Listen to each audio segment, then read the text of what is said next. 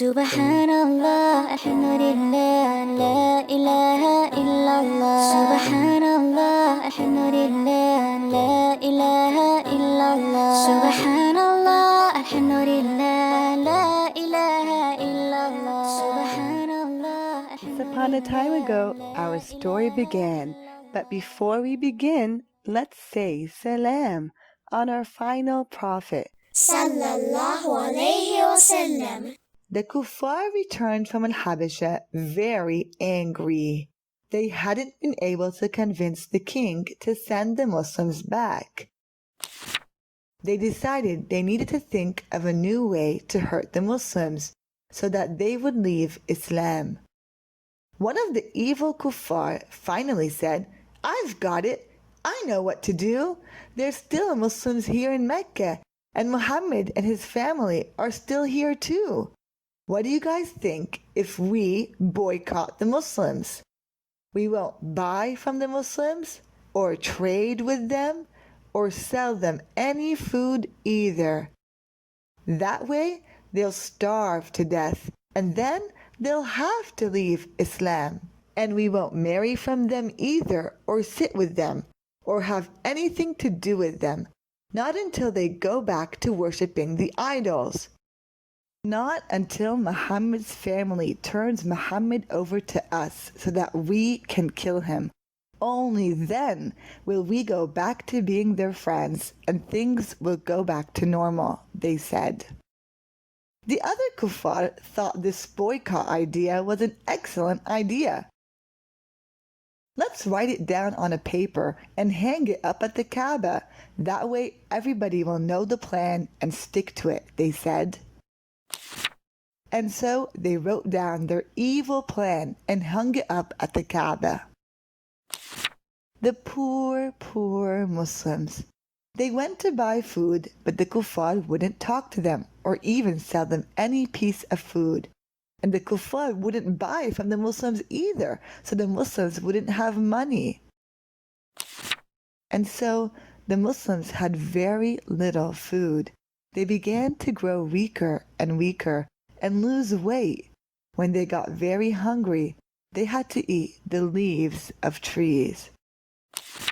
Sometimes, though, traders outside of Mecca would come and they would agree to sell some things to the Muslims. The Muslims would go secretly and buy some food. When a Muslim was able to get food, he or she would share it with all the other Muslims, because a Muslim has the best of manners and loves for others what he loves for himself. For 3 very long years, the Muslims endured this boycott, staying in a small valley called Sha'b Abi Talib. It was almost like they were stuck there. For 3 years, they struggled to find food and eat. But even though things were very hard for the Muslims would not give up and leave Islam. "No matter what the kuffar do to us, we'll never stop worshipping Allah," the Muslims said. All the Muslims cared about was doing what Allah likes so that they could go to Jannah.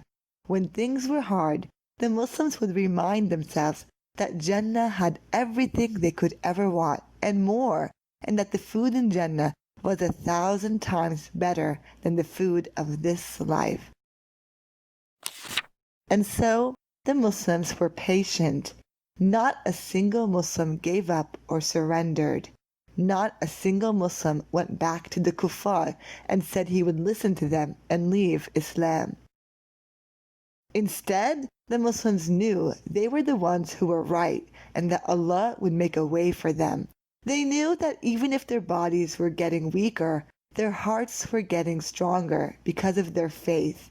They knew that no matter what happened, they would be winners because Allah would reward them with Jannah. The kuffar began to feel like their plan was failing.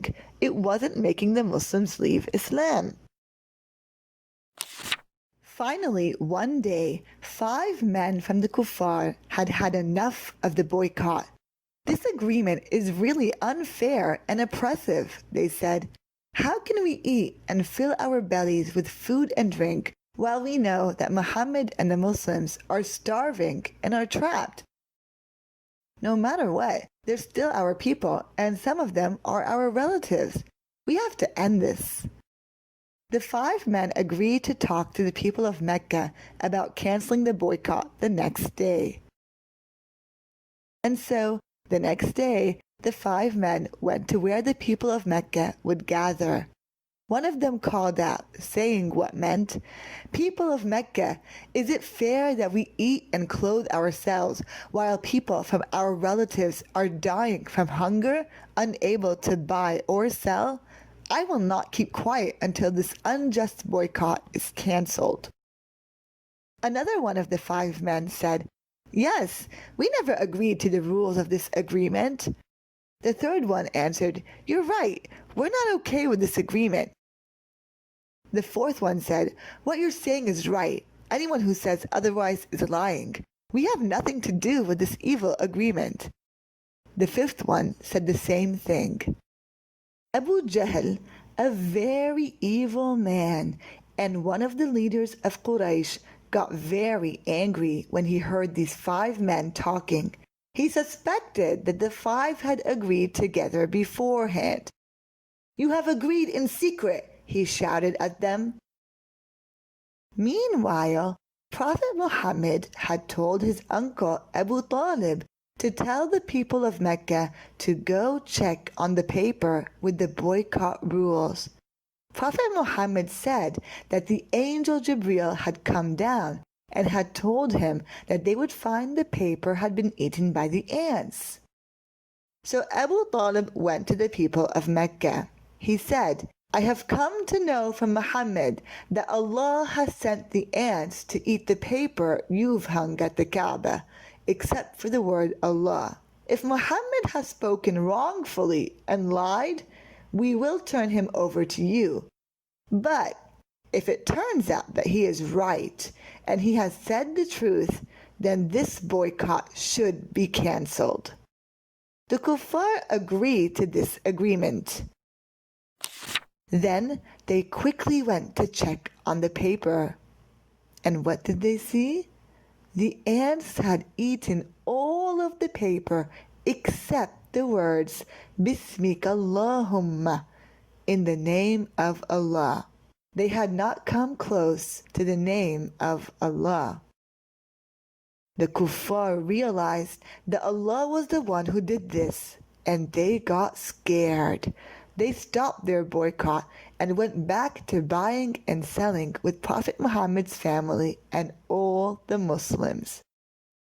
And even though the kuffar had seen this miracle with their very own eyes, they still refused to believe. But what do you think is going to happen next? We'll find out in the next episode.